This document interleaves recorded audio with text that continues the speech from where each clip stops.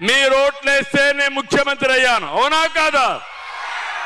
మీరు ఓట్లేకపోతే నేను ముఖ్యమంత్రి అవుతానా అని మిమ్మల్ని అడుగుతున్నా. మీరు ఓట్లేస్తేనే అధికారం వచ్చింది. మీరు ఓట్లేస్తేనే మేము అసెంబ్లీకి వెళ్తాం.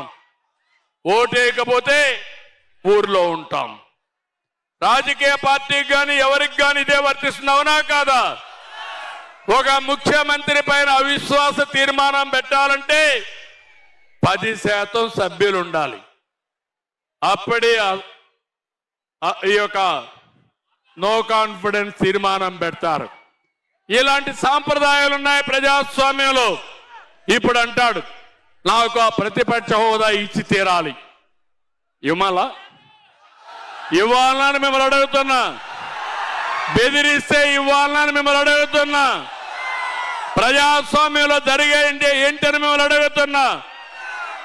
బయట వస్తే విధ్వంసం, ఎక్కడికి పోయినా నేరాలు ఘోరాలు. ఇంక తిట్టడం, వీళ్ళ తిట్లు పడాలి, మళ్ళా నేను అభివృద్ధి చేయాలి. అందుకే నేను ఒకటే ఆలోచించాను, ఎవరు తిట్టినా నేను లెక్క పెట్టుకోను. నేను బతికేది మీకోసరం, నేను పనిచేసేది ఈ రాష్ట్రం కోసరం.